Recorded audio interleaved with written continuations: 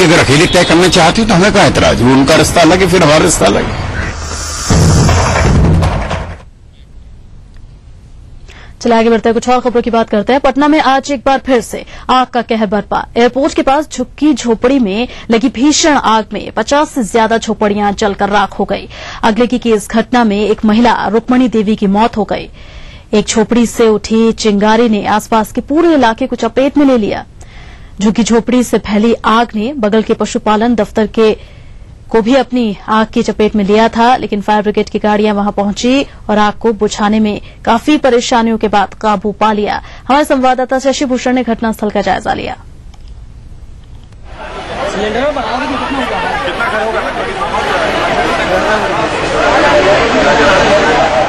करीब 100 घर से कम नहीं होगा।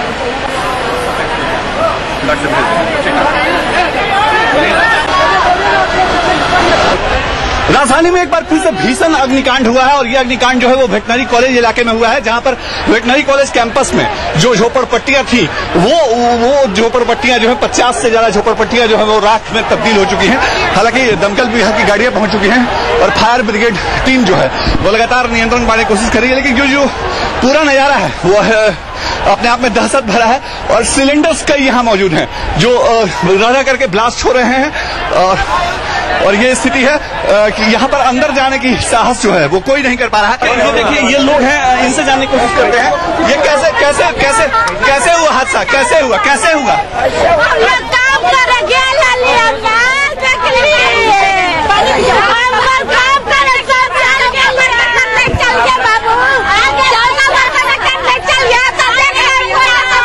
ये तमाम लोग जो है वो बेघर हो गए हैं और अभी भी आग जो है लगी हुई है, इनके पास अब कुछ भी नहीं बचा है और ये पूरी भीड़ जो है वो बताती है कि किस तरह की स्थिति यहाँ पर है। अंदर जाने की कोशिश कोई भी साहस नहीं कर पा रहा है क्योंकि सिलेंडर्स जो है वो हैं इन झोपड़पट्टियों में और ये सिलेंडर्स जो है वो कभी भी विस्फोट कर रहे हैं एक एक करके और यही वजह है कि जो फायर फाइटिंग टीम है वो फायर फाइटिंग टीम भी अंदर नहीं जा पा रही है।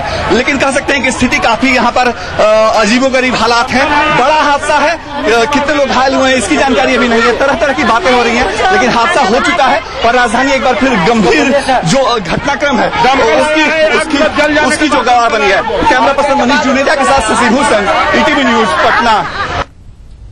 आगे बढ़ते हैं, बिहार इंडस्ट्रीज एसोसिएशन और एंटरप्राइजेस डेवलपमेंट प्रोग्राम के संयुक्त तत्वाधान में आज BIA के सभागार में कार्यशाला का आयोजन किया गया, जिसमें लोगों को जैविक खाद के उत्पादन और उसके गुणों को बताया गया। इस कार्यशाला का उद्घाटन ग्रामीण विकास विभाग मंत्री नीतीश मिश्रा ने किया। इस मौके पर ग्रामीण विकास विभाग ने कहा कि सरकार की ओर से लोगों को BPL परिवार के बच्चों को प्रशिक्षण देकर उनकी आय में वृद्धि की जा रही है। उन्होंने वर्मी कंपोस्ट को आय का अच्छा साधन बताते हुए कहा कि बेरोजगार युवकों को 1 सप्ताह से 6 सप्ताह की ट्रेनिंग देकर उन्हें स्वरोजगार की दिशा में प्रेरित किया जा रहा है। साथ ही बैंकों से आर्थिक मदद देने की भी बात उन्होंने कही।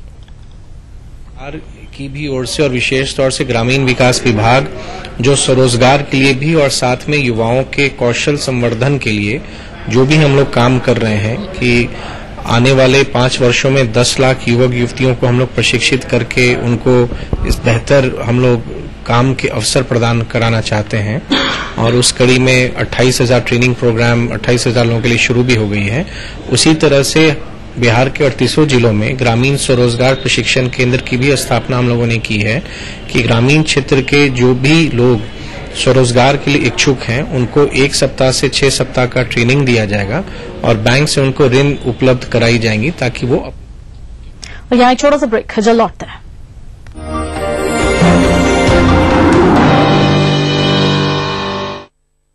सभी DTH प्लेटफॉर्म पर डिश टीवी पर चैनल नंबर 827, एयरटेल पर चैनल नंबर 287, टाटा स्काई पर चैनल नंबर 164, बिग टीवी पर चैनल नंबर 417, वीडियोकॉन पर चैनल नंबर 778। देखिए आपका अपना channel.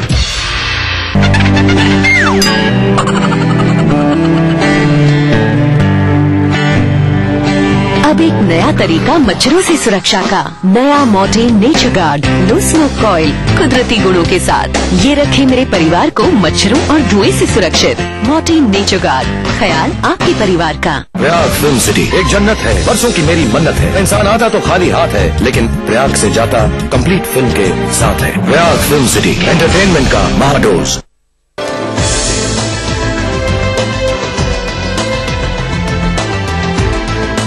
एरल hospital and research institute शीघ्र ही आपकी सेवा। मम्मा, सूरज को गर्मी क्यों नहीं लगती? क्योंकि वो आसमान के टुकड़े से नहाता है। आसमान का टुकड़ा? आसमान के टुकड़े से नहाए, बादलों को तौलिया बनाए, झिलझिलाती को खिलखिलाती बनाए। ग्लिसरीन और मिंट एक्सट्रैक्ट से भरा बेस बनाए रखे त्वचा को सॉफ्ट और फ्रेश समर्स में भी। अब आपको गर्मी नहीं लगती? मासूम त्वचा, मासूम बेस। स्कंद माता की विशेष कृपा महिलाओं के ऊपर होती है, इनके कंठ में विराजमान होती है। उनके माध्यम से ही घर परिवार में सुख शांति समृद्धि की प्राप्ति होती है। कुछ चीजें ऐसी हैं जो कि हमेशा ही आपके वार्डरोब में होनी चाहिए। आपके डेनिम्स हैं, आपके निट्स हैं, ये इम्पोर्टेंट हैं। ये इंटरेस्टिंग आइटम्स होते हैं जो कि हमेशा इन सीजन भी होते हैं। दिव्या शुक्ला अपने बीते हुए बेशकीमती वक्त के अनुभव को जीवन का उद्देश्य बनाकर इन मासूमों के आंखों में पल रहे सपनों को नई दिशा देने की कोशिश कर रही हैं। जानने के लिए देखिए संगिनी फॉर टुडेज वुमेन दोपहर 3:30 बजे। दिन भर खबरें जो बनाते हैं, जहां बनती हैं, जिनसे शुरू होती है, जिनसे जुड़ी होती है। रात 9 बजे सबकी नजर टिकी होती है न्यूज एट 9 PM पर। दिन भर की खबरों का अपडेट।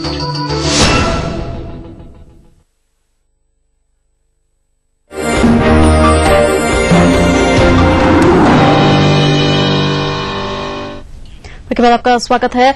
पाकुड़ से गिरफ्तार हेडमास्टर को लेकर गुजरात एटीएस की टीम अहमदाबाद के लिए रवाना हो गई है। कोर्ट ने 6 दिन की ट्रांजिट रिमांड पर आरोपी हेडमास्टर को एटीएस के हवाले कर दिया। आरोपी हेडमास्टर मोहम्मद जहीरुद्दीन पर साल 2008 में अहमदाबाद में जाली नोट के कारोबार का मामला दर्ज किया गया था। एटीएस की टीम की माने तो जहीरुद्दीन बांग्लादेश समेत अन्य देशों से जाली नोट मंगाकर नकली नोट का कारोबार करता था।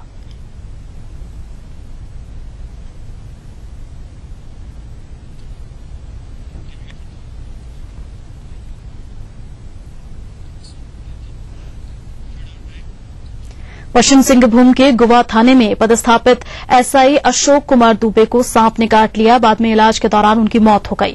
दरअसल सारंडा के जंगल में एलआरपी के दौरान एसआई को सांप ने काट लिया था। देर रात उनकी तबीयत बिगड़ने लगी, तब जाकर उन्हें पता चला कि सांप ने उन्हें काटा है। बाद में उन्हें टिस्को अस्पताल में भर्ती कराया गया, जहां उनकी मौत हो गई।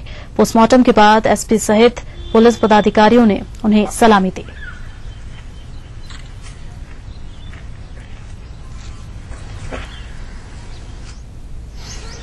Stop!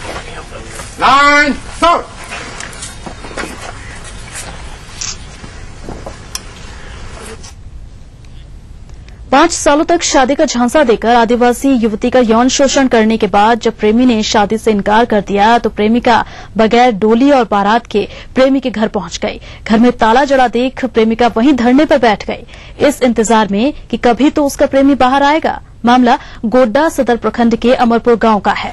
इस घटना से ग्रामीणों में जहां आक्रोश है, वहीं प्रेमी के उपस्थित नहीं होने की वजह से पंचों ने फैसला सुरक्षित रख लिया है।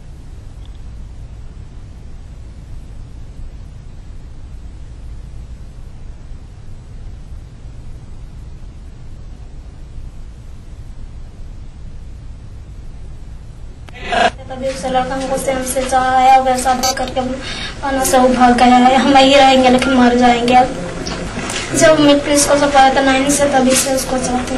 तो क्या बोल रहा था? वो बोला था कि हम तुमको शादी करेंगे, हम पता नहीं करेंगे लेकिन हम यही रहेंगे। मर जाएंगे तो मर जाएंगे लेकिन हम यही रहेंगे। तो मुकेश कहाँ है? अभी बाहर बन गए हैं। लड़की क्या बता रही है, क्या बोली आपको? उसने कि बोला कि लड़का तुम्हारा शादी करे ये करे, हमें कुछ मालूम ही नहीं, लड़का है तो पता चलेगा लड़का। लेकिन अभी पता चलता है कि लड़का अभी तक यहाँ नहीं हो पाया। जैसे उसके साथ उन्होंने शारीरिक शोषण किया है तो आगे भी चल करके साथ निभावे, उसका साथ निभावे, जीवन संगिनी। हजारीबाग में कुएं में गिरी गाय को निकालने के लिए काफी मशक्कत करनी पड़ी। स्थानीय लोगों ने करीब 7 घंटे तक कड़ी मेहनत कर क्रेन की मदद से गाय को कुएं से बाहर निकाला। हालांकि रेस्क्यू ऑपरेशन के दौरान गाय को किसी किस्म की चोट नहीं आई है। देर शाम घटी इस घटना को देखने के लिए सैकड़ों की तादाद में लोग जरूर जुटे।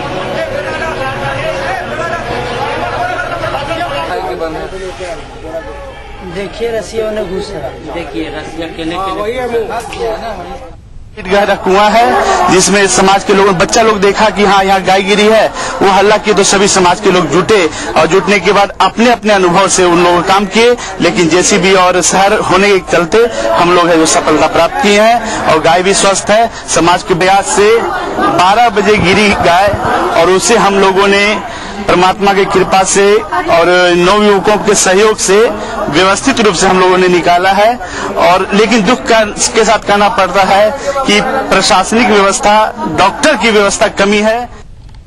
रांची के तमाड़ स्थित मरधान चौक के पास कल हुए सड़क हादसे में मारे गए 7 लोगों का शव आज रिम्स लाया गया, जहां उनका पोस्टमार्टम किया गया और उनके परिजनों को इसे सौंप दिया गया।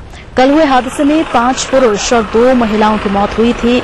घटना उस वक्त हुई थी जब स्कॉर्पियो तमाड़ से जमशेदपुर जा रही थी, तभी सामने से आ रही बस से सीधे इसकी टक्कर हो गई थी। स्कॉर्पियो में यात्रा कर रहे सभी 7 लोगों की घटनास्थल पर ही मौत हो गई थी, जिसमें 2 मुंगेर जिले के जमालपुर के रहने वाले थे।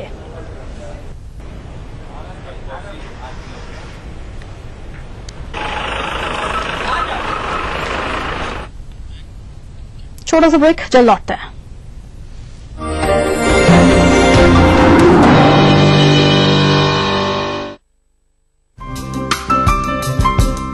मां लाशऊरी तौर पे शेरों में आ गई, जन्नत में एक पेड़ गजल का नए मुल्क बना सकते हैं, तहजीब की तकसीम नहीं हो सकता।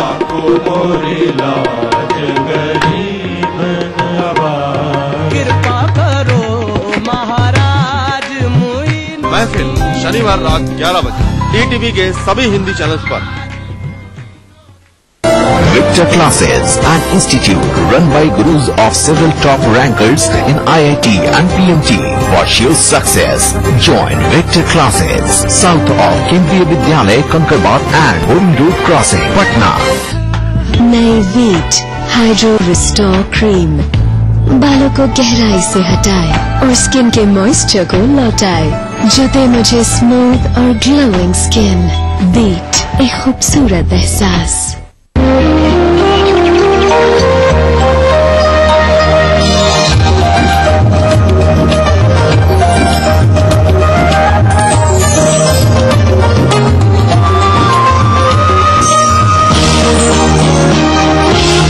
कृतज्ञ राष्ट्र का किसानों को नमन। बढ़ रही है जनसंख्या, घट रही है जोत, ऊपर से महंगाई का बोझ, विश्व बाजारों में जारी है प्रतिस्पर्धाओं का दौर, कृषि उत्पादन और आमदनी बढ़ाने की होड़। हम बताते हैं आपको कैसे करें कम लागत में अधिक उत्पादन। उन्नत बीज, नई तकनीक और विविधीकरण से बनाए संपूर्ण, समृद्ध और खुशहाल भारत। अन्नदाता देखिए हर रोज सुबह 6:30 बजे। मेवाड़ महोत्सव उदयपुर की शान, जिसमें झलकती है राजस्थान की संस्कृति, जो कहता है मेलों और त्योहारों से सराबोर।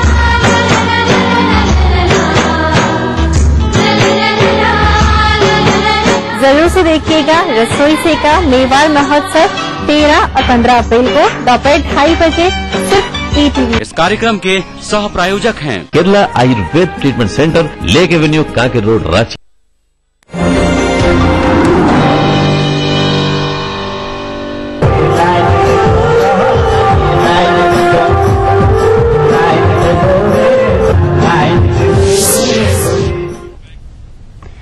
के बाद आपका स्वागत है। प्रकृति पर्व सरहुल को लेकर पूरे झारखंड में धूम मची है। चौक चौराहों पर लोगों का उत्साह देखते ही बन रहा है। आदिवासी समाज आज के दिन सखुआ के पेड़ के नीचे प्रकृति की पूजा करते हैं। 3 दिन तक चलने वाले इस पर्व के पहले दिन आदिवासी समाज के पाहन तालाब में केकड़ा और मछली पकड़ते हैं। फिर बाबली से घड़े में पानी लाकर सरना स्थल पर सखुआ या महुआ के पेड़ के नीचे उसे रखते हैं। दूसरे दिन लोग उसी घड़े की पूजा करते हैं। विधि विधान से पूजा के अगले दिन फूल खोसी का कार्यक्रम होता है। बात अगर गुमला की करें तो यहां भी सरहुल का उत्साह देखा जा रहा है। केंद्रीय सरहुल पूजा आयोजन समिति की तरफ से और राव क्लब में कार्यक्रम का आयोजन किया गया है, जिसमें परंपरागत तरीके से वाहन के द्वारा पूजा अर्चना कराई गई।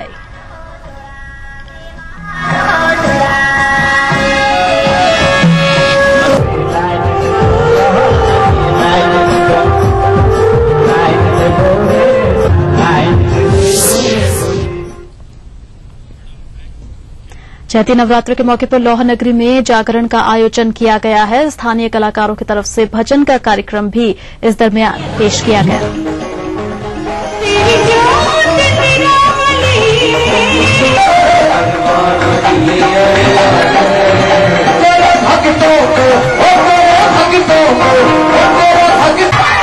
उसी वाले कहिए जय माता दी, अगर पीछे वाले कहिए जय माता दी और ताली बजाकर कहिए आज मेरे घरे आओ रे गणपति, आज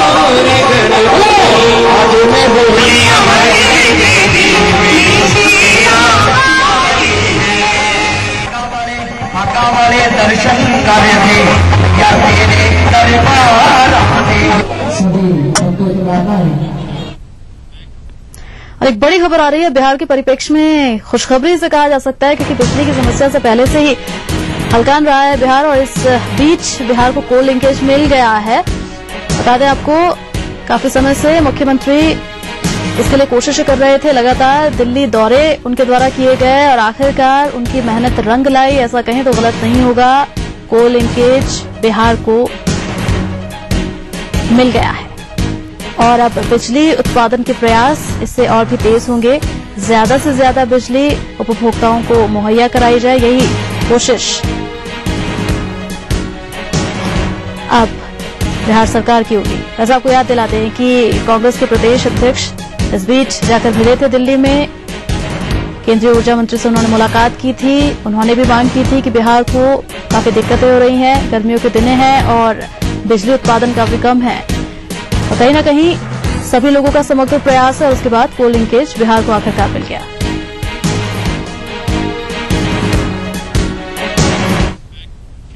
आगे बढ़ते हैं। हिंदी सिनेमा के जाने माने नाम प्राण सिकंदर को साल 2012 के दादा साहब फाल्के पुरस्कार से नवाजे जाने का फैसला लिया गया है। उनके फिल्मी सफर पर एक रिपोर्ट आपको दिखाते हैं।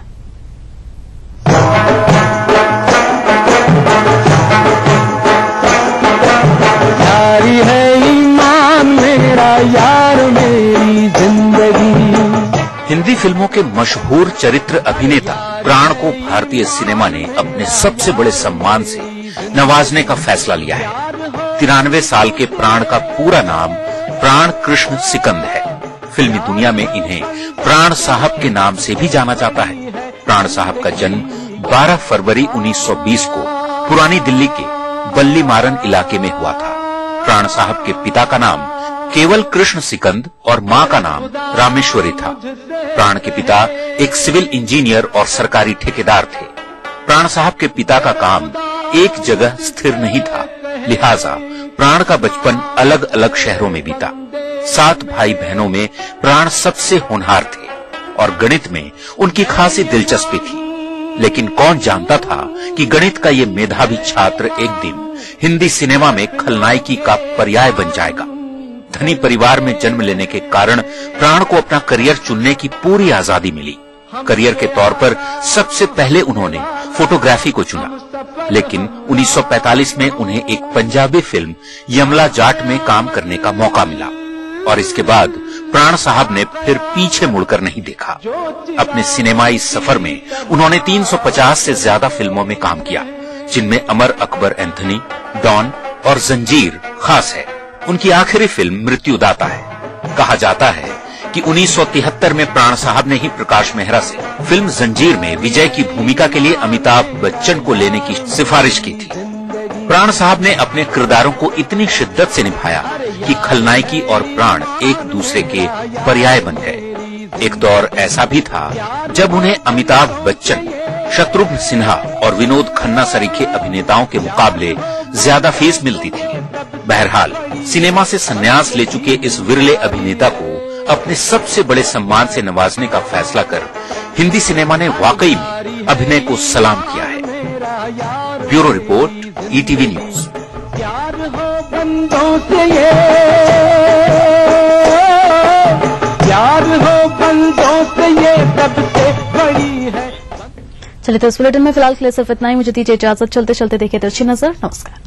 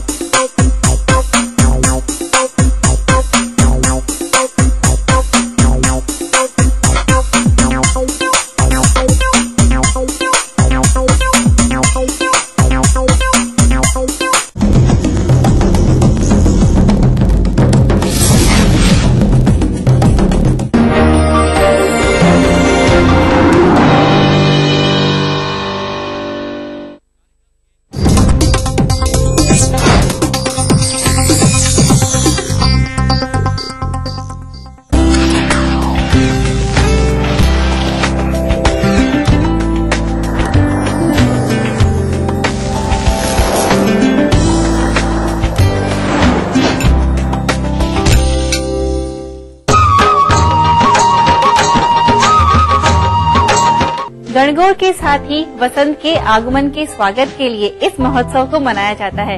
महिलाएं सज धज कर पारंपरिक परिधान पहनकर इस महोत्सव में हिस्सा लेती हैं।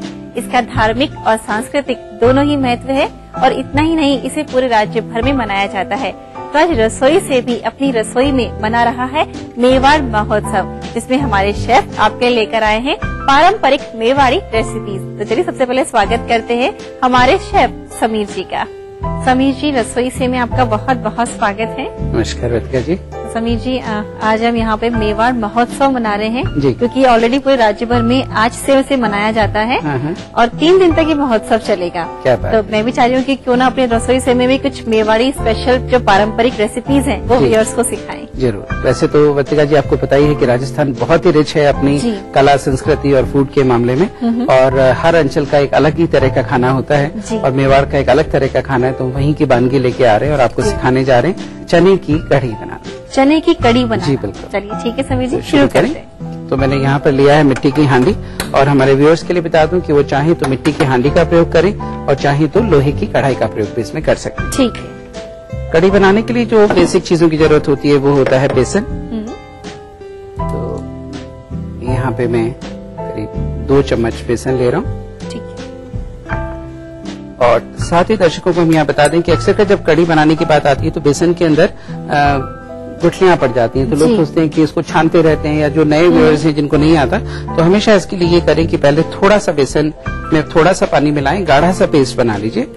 तो इससे एयर बबल्स भी नहीं बनेंगे और इसमें कभी भी आपकी जो है गुठलियां नहीं आएंगे और आपको छानने की आवश्यकता इसको नहीं पड़ेगी। तो ये आपका गाढ़ा सा पेस्ट जैसा बन गया वर्तिका जी। और अब इसमें जितना भी गाढ़ा है पतला आपको करना हो उतना आप इसको पानी मिला लें उस तरीके से। तो ये एक पेस्ट जैसा बन गया और इसके अंदर मैं मिला रहा हूँ करीब 3 से 4 कप पानी। ठीक है। ये 2 चम्मच बेसन के हिसाब से सफिशिएंट है। जी बिल्कुल। ठीक है। और जो चने आपने लिए हैं वो काले चने लिए हैं, जिनको रात भर अपन ने भिगोया है और फिर सुबह इसको अच्छे से उबाल लिया है। बिल्कुल। और आप चाहें तो उसको जल्दी है तब तो उबाल के रखें वर्तिका जी, नहीं तो आप इसको सिंपल ये करें कि जो कढ़ी पकेगी तभी चने भी पकते रहेंगे।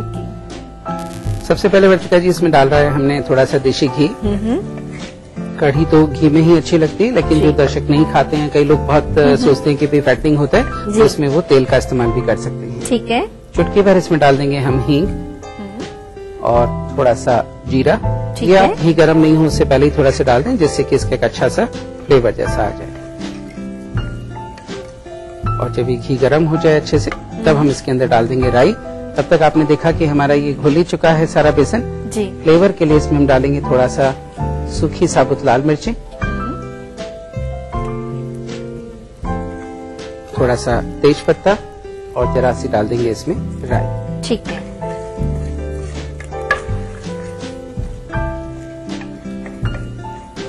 और इसके बाद हम इसमें डाल देंगे सबसे पहले अपने मसाले। ठीक है। और मसालों में है थोड़ी सी लाल मिर्ची, स्वाद अनुसार, थोड़ी सी हल्दी और थोड़ा सा नमक। ठीक है। ये हमारा एक मसाला जैसा एक तैयार हो गया जी। और इसके साथ ही हम इसमें डाल देंगे ये अपने जो चने हैं। और जैसे कि मैंने अभी आपको बताया कि आप चाहें तो ये भीगे हुए चने भी डाल सकते हैं, जैसे कढ़ी पकेगी पक जाएंगी। और अगर आपको जल्दी है तो आप इनको चने को भिगो के और उबाल करके भी इसमें डाल सकते हैं। ठीक है। इसमें हमने चने डाल दिए। चनों का आप हल्का सा सौटे कर लीजिए। ठीक है। और ये करने के बाद जो आपने ये कढ़ी का घोल बनाया है, ये इसके अंदर आप डाल दीजिए। ठीक है।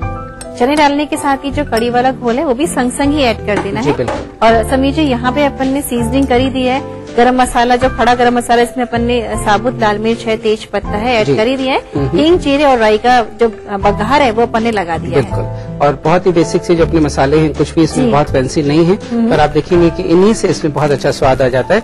यहाँ पे एक सवाल आपके और दर्शकों के मन में जरूर आएगा वर्तिका जी, कि इसमें दही तो डाला ही नहीं, कढ़ी कैसे हुआ ये वाला? एग्जैक्टली मैं सोच ही रही थी। बिल्कुल। तो इससे पहले कि आप हमसे और सवाल पूछे, मैं आपको बता दूं कि ये जो चने की कढ़ी है, इसके अंदर दही नहीं डाला जाता। इसके अंदर हम लोग अमचूर की खटाई बाद में डालेंगे, और जब ये अच्छी तरीके से पक जाएगा तब इसके अंदर हम थोड़ा सा अमचूर डाल देंगे। आप चाहें तो अमचूर की जगह राजस्थान में काचरी भी बहुत अच्छी मिलती है, वो भी खट्टी होती है, वो भी आप इसमें डाल सकते हैं। सूखी काचरी को इसमें ऐड कर दें तो उसकी खटाई इसमें आ जाएगी। बिल्कुल। ठीक है। और जब ये अच्छे तरीके से पक जाए, इसको पकने में करीब 30 से 40 मिनट वर्तिका जी हमें देने चाहिए, जिससे कि बेसन खूब अच्छे से पक जाए। और अगर चने आपके कच्चे हैं तो वो भी इसके अंदर पक जाए। तो वर्तिका जी, इसमें जो खटाई की बात है, मैंने आपको बताया था कि दही इसमें डालते नहीं है, तो ये बगैर दही की कढ़ी है, लेकिन खटाई इसमें चाहिए ही। तो आप इसमें या तो अमचूर की खटाई डालें, और या फिर इसके अंदर काचरी जो अपने राजस्थान में आती है, उसको चूरा करके भी इसमें आप डाल सकते हैं। ठीक है। और मेरे को लगता है ये पक चुकी है, क्योंकि इसमें उबाल आ चुका है समीर जी। तो अब इसमें मैं डाल देता हूँ थोड़ा सा अमचूर जी। तो इसमें हम डाल देंगे थोड़ा सा अमचूर। ये आपकी स्वाद के अनुसार है इसमें कि आपको कितना डालना है जी।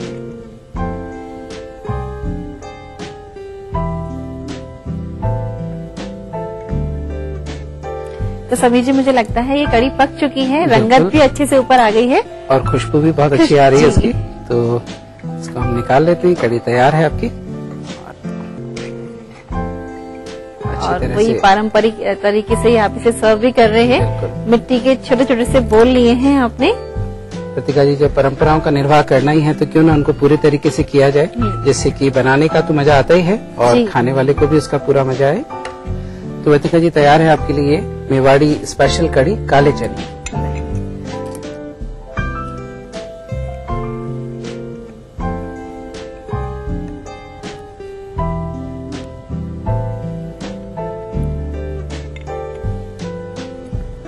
क्या ख्याल है आपका? समीर जी, बहुत अच्छी बनी है। जस्ट थोड़े से अमचूर की खटाई के साथ साथ में काले चने का बेसन के साथ बहुत अच्छा टेस्ट आ रहा है। और ये अपन ने बिना दही के बनाई है। तो जिन लोगों को डर होता है कि जिनके हाथ से कड़ी अक्सर फट जाती है दही की वजह से, तो निश्चिंत होकर इस कड़ी को बना सकते हैं। और ये हेल्दी भी बहुत है। देखिए, काले चने आपको पता ही है हेल्दी होते हैं काफी। और उसमें पूरा प्रोटीन होता है, तो इसलिए प्रोटीन से भरपूर बढ़िया कड़ी। देखिए, यही खास बात है रसोई से की ये अलग अलग प्रांतों के जो व्यंजन है यहाँ पे सिखाए जाते हैं। और ये देखिए मेवाड़ी कड़ी है जो कि काले चने के संग तैयार करी गई है। घर में बनाइएगा इसे, अच्छी बनी है। नोट करिए इसका रिकैप। चने की कढ़ी बनाने के लिए हमें चाहिए 4 चम्मच बेसन, 2 चम्मच देसी घी, 1/4 चम्मच हींग, 1/4 चम्मच जीरा, 2 से 4 साबुत लाल मिर्च, 1 चम्मच खड़े मसाले, 1/4 चम्मच राई, 1/4 चम्मच लाल मिर्च पाउडर, 1/4 चम्मच हल्दी, आधा पाव चने, 1/4 चम्मच अमचूर, नमक स्वाद अनुसार। चने की कढ़ी बनाने के लिए सबसे पहले मिक्सिंग बाउल में बेसन डालें। अब इसमें थोड़ा सा पानी डालकर पेस्ट बना लें। आधा ग्लास पानी डालकर मिक्स करें। हांडी में घी डालकर हींग, जीरा, खड़े मसाले और राई डालकर तड़का लें। लाल मिर्च, हल्दी और नमक से सीजनिंग करें। चने डालकर सौते करें। कढ़ी का घोल डालकर 15 से 20 मिनट तक पकाएं। ऊपर से अमचूर डालकर मिक्स करें। तैयार है चने की कढ़ी। इसे गर्मा गर्म सर्व करें।